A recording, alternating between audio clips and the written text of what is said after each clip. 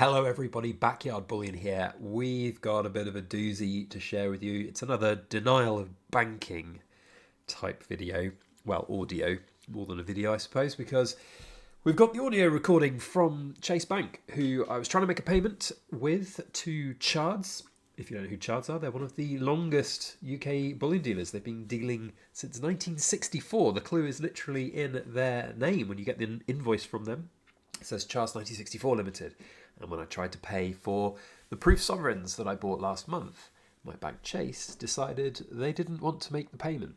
And that was after me going through 18 odd minutes of quite invasive and intrusive questions all about the payments and my own personal finances, and asking me to confirm that I knew that if this was a scam and I wanted the payment to go through, I would be liable. Admitted everything there, completely open, honest and truthful about the payment, and yet they declined it and decided that they weren't going to do it. So we've got the audio recording of that denial of banking. It's pretty much how Britain is right now, it seems. Can't do anything in this country without A, being intruded upon, and B, not even able to do half the things we want to do anymore.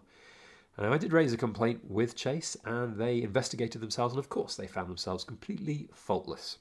Well, actually not completely faultless, because I did say after the complaint I wanted to put a request in to get a copy of this audio recording that you're about to hear, and they told me that wasn't possible and I'm not entitled to it.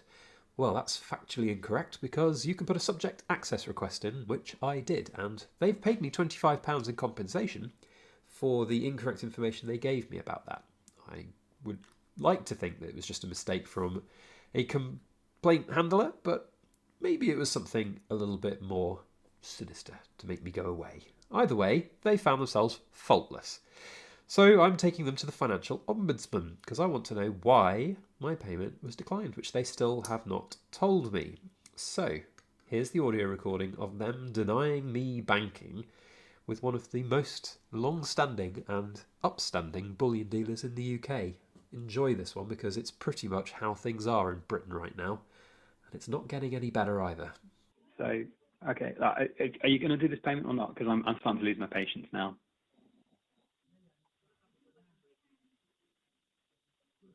So I'm just trying to make sure that everything is Because if safe. you can't do it, just cancel it, and I'm going to send the money out to a different bank, and I'll use a different bank to do it. Because at this point, I'm so fed up. I'm really fed up. Just want to send my money to this company. Yeah. And if you don't want to do it because Chase doesn't want to take the risk of liability, even though I've confirmed over the phone that that's not happening, then what's the point in banking with Chase, quite frankly? So you can either approve the payment or you can refund it back to my bank account, please. Yeah, I'll go ahead and put the funds back to your account. We're doing this, to make sure that we keep you in your account safe. And now because you've declined to send the payment, despite me having authorised that it is absolutely fine and that I'm not being scammed, and that if I was being scammed, I wouldn't be able to get any money back. I'm going to ask for some compensation from you for my inconvenience, because I've been on the phone 18 minutes now and gone through all of these questions, and it's a waste of my time. So I would like a compensation payment for a complaint, please. Yeah, I'll go ahead and raise a complaint case for you, and someone from our relevant team will reach out to you for the case. Okay, yes, you can give me a complaint reference number, please. Just okay, so one moment. shocking. Let me. I can't do anything. Yeah, please bear with me. Let me just complete the complaint case. I'll get back to you. And that's a complaint reference number, is it, for my complaint? Correct. Specifically to request compensation for my wasted time and the inability for me to use my own money. Yes, I have put everything on the notes. I answered all your questions in absolute honesty and good faith, and it's just ridiculous. Like, why? And you're saying, no, I don't care about apologies. Like, action speaks louder than words. So I think based on the frustration, the time, and the energy here, I'm going to request £100 compensation. So please include that on the notes. Yes, I will add that. And we're just doing this, because we see risk on this payment. I know that you confirm that this is not a scam, but we're doing this to make sure that we keep you and your account safe. No, you're not. You're doing this so that you keep you, Chase Bank, safe. I've already confirmed this is not a scam, and I've confirmed that this is a company that I've been dealing with for a long time. Said it over on a recorded phone call that I accept all liability for this, and yet, for some reason, people can't use their own money to send money to a business that's been in business 61 years. The 1964 in their title, this company's been in business since 1964. Yeah, 61 years that they've been in business, and I can't send money to them because the computer says no. It's just not acceptable. And like I explained to you, why did I use Chase? Why didn't I use a different bank? So because if there was a problem, it's easy to contact you. But what's the point if it's being easy to contact Chase if you're just going to refuse to let me spend my money? It's absolutely awful, completely broken system. So will the funds be, are the funds back in my account now? I want to wait on the phone until I got those funds in my account, please. Okay, well, they're there now. That's fine. So it's just £100 compensation now, please, for the inconvenience of this entire phone call. Ridiculous. So that complaint reference, will somebody be in contact with me today? Yes, today or within 48 hours. Or which is it, today or within 48 hours? It's within 48 hours, isn't it, really? Yeah, today or within 48 hours. Those are two completely different things, but sure, whatever, it's within 48 hours. Thank you very much for your time. Bye now. So, I mean, yeah, it's just absolutely ridiculous, isn't it? And very interestingly, almost immediately after that phone call, I used a different bank and went through just fine. I didn't even get flagged up or anything with the other bank that I used, and it just went straight through. So, I don't know, is there something going on with JP Morgan Chase that they don't want people buying stuff from bullion dealers, or are JP Morgan Chase just really, really cautious when it comes to paying for anything? The problem is this is happening more and more, and we, the people, are just powerless, it seems, against this. Like, my complaint, of course, they're going to find themselves completely with no fault. We'll see what the financial ombudsman says about this situation.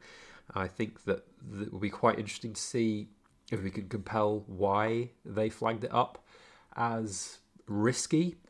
Is it because it was a bullion dealer? I don't know. I mean, they've been in business for 61 years, so surely they're not a risky business. But maybe JP Morgan Chase have got a bit of a risk profile on any bullion dealer right now. I know, not necessarily because of JP Morgan Chase's fault, I can't use JP Morgan Chase to buy things from the Royal Mint anymore.